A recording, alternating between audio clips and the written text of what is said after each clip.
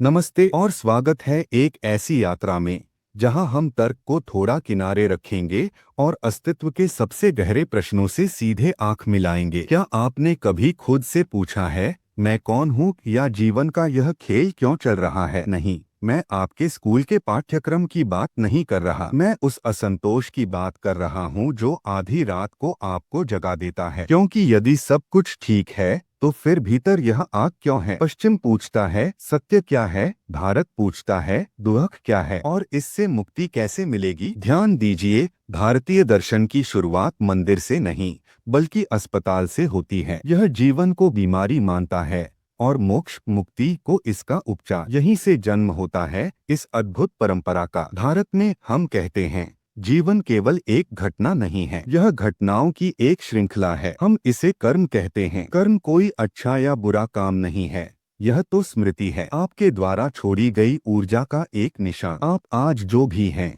वह आपके कल के बीज हैं, और आप कल जो बनेंगे वह आपके आज की फसल होगी। यह गणित है, कोई नैतिकता नहीं। आप जहर खाएंगे तो मरेंगे, आप अमृत पिएंगे तो जिएंगे। कर्म केवल एक गूंज है। आप पत्थर फेंकते हैं, लहरें वापस आप तक आती हैं। क्या आप इस गूंज को तोड़ना चाहते हैं? यह दर्शन आपको स्वयं का मालिक बनने के लिए प्रेरित करता है। यह कहता है शिकायत मत करो, बाहर मत देखो, तुमने ही यह संसार रचा है, अब तुम्हें ही इससे बाहर निकलने का सूत्र खोजना होगा, और वह सूत्र है मोक्ष। इसे स्वर्ग या मृत्यु के बाद की कोई कल्पना न समझें। मोक्ष यानी मुक्ति। मुक्ति किससे? स्मृति, कर्म और भविष्य डर के जाल से मुक्ति। इस जन्म और पुनर्जन्म के अंतहीन चक्र से मुक्ति। यह वो अवस्था है जहां आप जाग जाते हैं और पाते हैं कि आप कभी सोए ही नहीं थे। हम भारतीय दर्शन की इस लंबी यात्रा पर निकल रहे हैं जहां हम उन 9 महान रास्तों को देखेंगे, 6 आस्तिक और 3 नास्तिक, जिन्होंने इस मुक्ति के रहस्य को खोजने का दावा किया। हर रास्ता एक कहानी कहता है,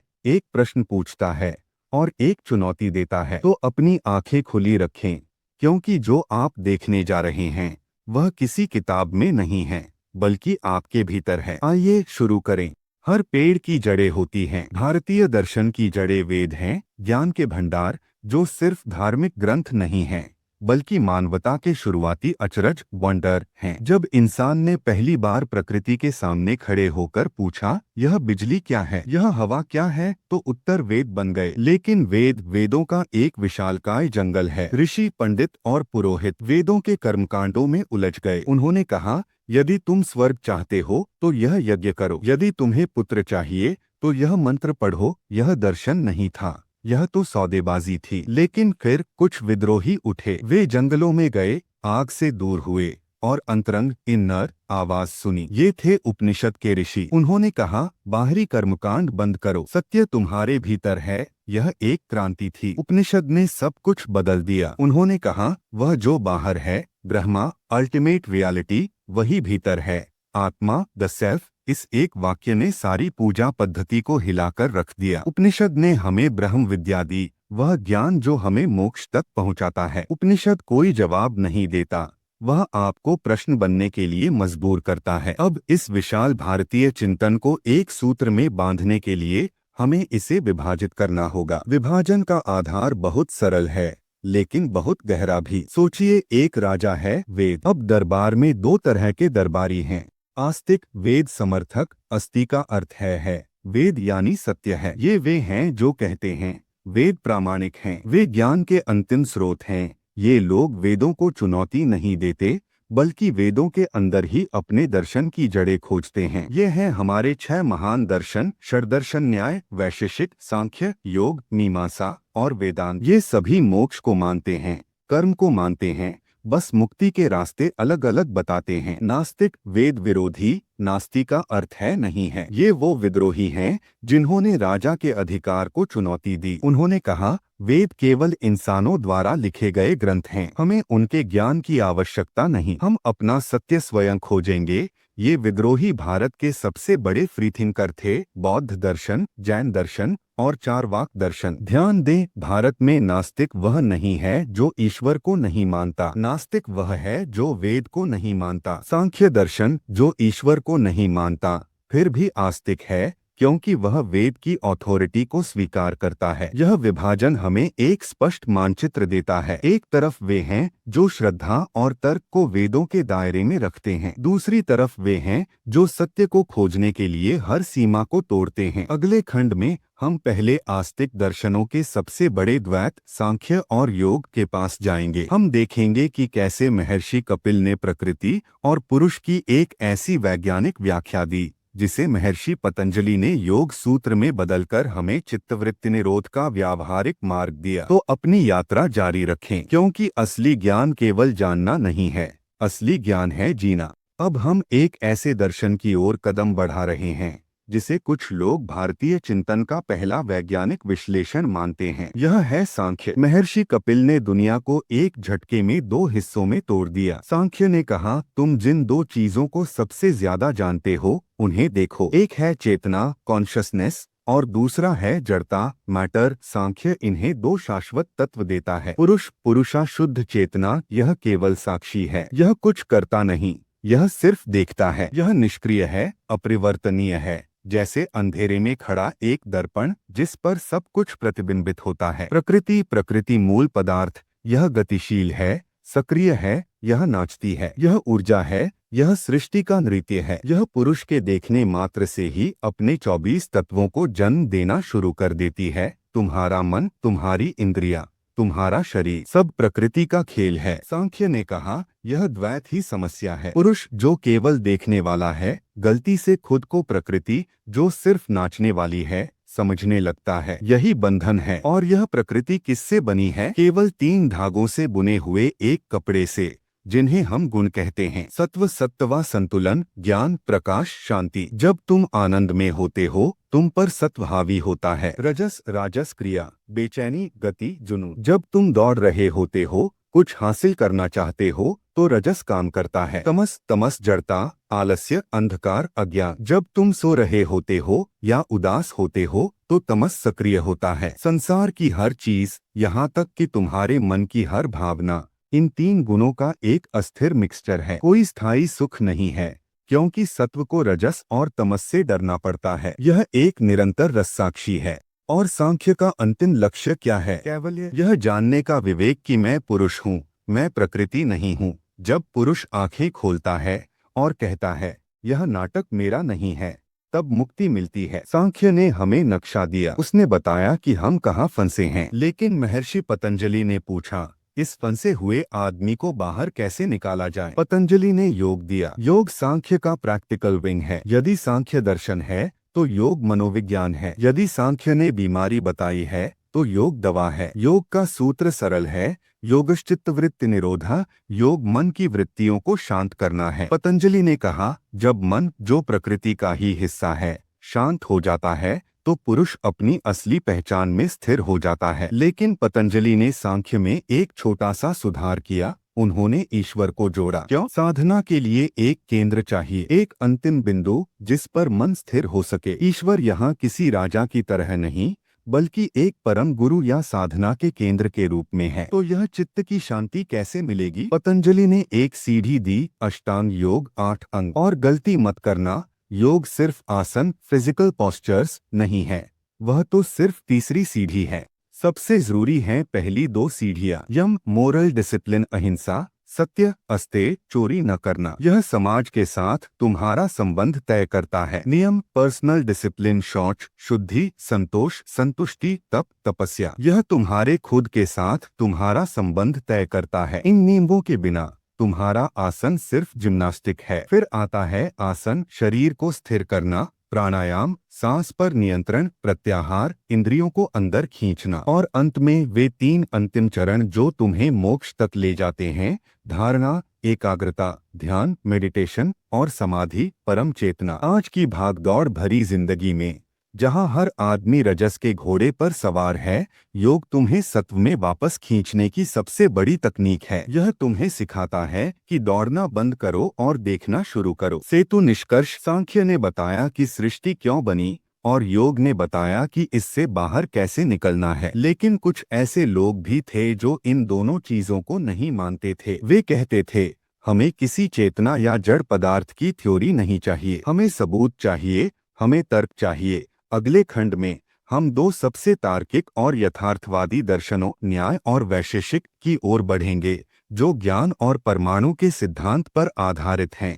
हमने पहले सांख्य के सिद्धांतों और योग के अभ्यास को देखा। अब हम सीधे तर्क की दुनिया में प्रवेश कर रहे हैं। इस दुनिया को महर्षि गौतम ने बनाया और इसका नाम है न्याय। न्याय क्या है? न्याय सिर्फ इंसाफ नहीं है। न्याय का अर्थ है सही ढंग से तर्क करना। यह हमें सिखाता है कि हम ज्ञान को स्वीकार करने से पहले उसे कैसे जांचें। यह संदेह को समाप्त करने का दर्शन है। न्याय दर्शन ने ज्ञान को परखने के लिए 4 कसौटियां दी, जिन्हें हम 4 प्रमाण कहते हैं। यह बहुत महत्वपूर्ण है क्योंकि ये प्रमाण सदियों तक भारतीय चिंतन की रीढ़ रहे। प्रत्यक्ष, परसेप्शन, जो आप सीधे अपनी इंद्रियों से देखते हैं। आप आग को देखते हैं, यह प्रत्यक्ष है। अनुमान, इन्फ्रेंस, तर्क द्वारा ज्ञान। आप धुआं देखते हैं और अनुमान लगाते हैं कि कहीं आग है। उपमान, कंपैरिजन, तुलना द्वारा ज्ञान। आप किसी अनजानी चीज को जानी मानी चीज से तुलना करके समझते हैं। शब्द, वर्बल टेस्टिमनी, विश्वसनीय स्रोत से प्राप्त ज्ञान। यह वेदों का कथन हो सकता है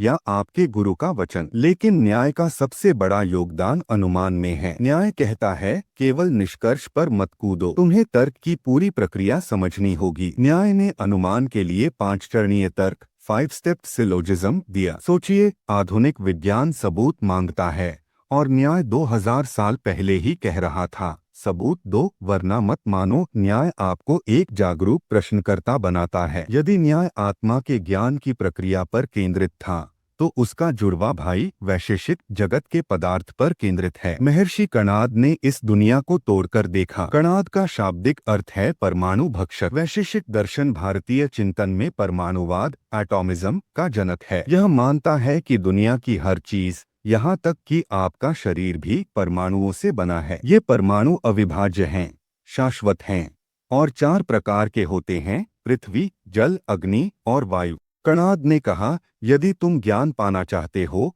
तो तुम्हें पहले जानना होगा कि इस ब्रह्मांड में क्या क्या है। उन्होंने ब्रह्मांड को 7 पदार्थों, कैटेगोरीज में विभाजित किया: द्रव्य, सब्सटेंस, पृथ्वी, जल, वायु, आकाश, काल, दिशा, आत्मा, मन, ईश्वर। ये वह आधार है जिस पर सब कुछ टिका है। गुण, क्वालिटी, रंग, स्वाद, संख्या, स्नेह, ये वह है जो द्रव्यों में रहते हैं। कर्म, एक्शन, गति। सामान्य, जेनरलिटी, जो चीजों में समान है। विशेष, पर्टिकुलरिटी, जो चीजों को एक दूसरे से अलग करता है। समवाय, इनहेरेंस, चीजों के बीच अटूट आंतरिक संबंध। अभाव, नॉन एग्जिस्टेंस, यह भी अस्तित्व का एक पहलू है। यह दर्शन हमारे आधुनिक विज्ञान के बहुत करीब है। यह पूछ रहा है, यह संसार जिस ईंट और गारे से बना है वह क्या है? वैशेषिक ने दर्शन को भौतिकी, फिजिक्स की प्रयोगशाला तक पहुंचा दिया। क्यों ये दोनों दर्शन अक्सर साथ पढ़ाए जाते हैं? क्योंकि ये एक संपूर्ण पैकेज हैं। वैशेषिक आपको बताता है कि दुनिया क्या है,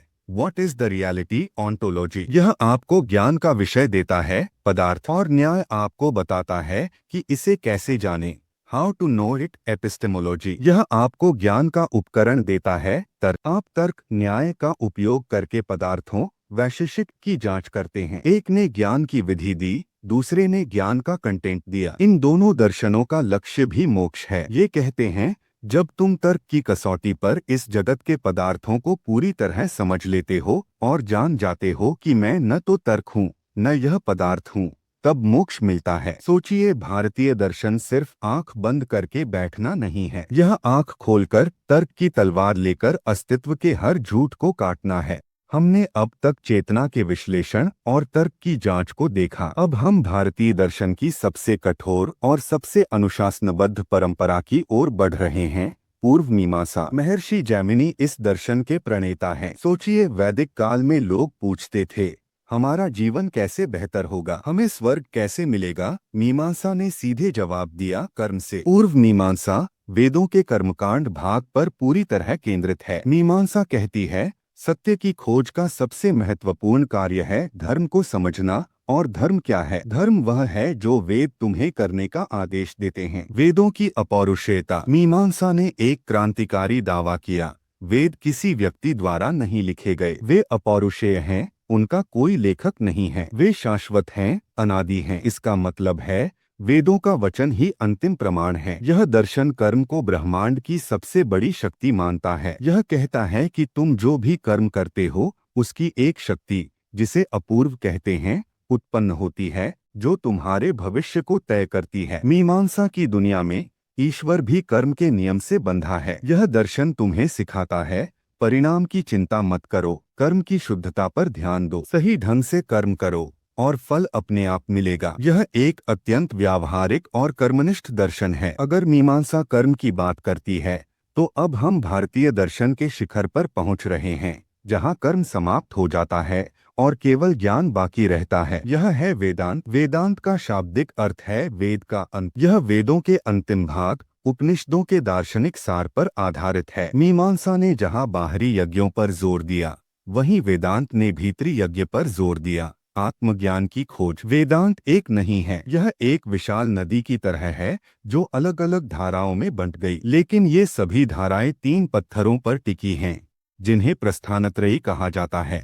उपनिषद श्रुति प्रस्थान ज्ञान का मूल स्रोत, ब्रह्मा सूत्र न्याय प्रस्थान उपनिषदों के विचारों का तार्किक सूत्रबद्ध संकलन महर्षि बादरायण द्वारा, भगवद गीता स्मृति प्रस्थान कर्म भक्ति और ज्ञान के बीच संतुलन। ये तीन ग्रंथ वेदांत की नींव हैं। हर वेदांती आचार्य को अपना दर्शन स्थापित करने के लिए इन तीनों ग्रंथों पर अपनी टीका कमेंट्री लिखनी पड़ी। उपनिषदों का सार ब्रह्मा। वेदांत का केंद्रीय विचार है ब्रह्मा। ब्रह्मा क्या है? वह अंतिम वास्तविकता, वह परम सत्य जिससे सब कुछ उत्पन्न होता है, जिसमें सब कुछ टिका है और जिसमें सब कुछ विलीन हो जाता है। उपनिषदों का महानतम उद्घोष है तत्वमसि, तुम वही हो, वह ब्रह्मा तुम ही हो। यह विचार भारतीय दर्शन की सबसे बड़ी छलांग थी। इसने सिखाया कि मोक्ष कहीं दूर स्वर्ग में नहीं है, वह तुम्हारे अस्तित्व का स्वभाव है। ब्रह्मा के इस विचार को सभी वेदांतियों ने स्वीकार किया, लेकिन उन्होंने ब्रह्मा और आत्मा जीव के संबंध को अलग अलग तरह से देखा और यहीं से वेदांत तीन महान परंपराओं में बंट गया। यह एक ही सत्य को तीन अलग अलग दृष्टिकोणों से देखने जैसा है। अद्वैत नॉन ड्यूअलिज्म आदि शंकराचार्य का दृष्टिकोण, ब्रह्मा सत्यं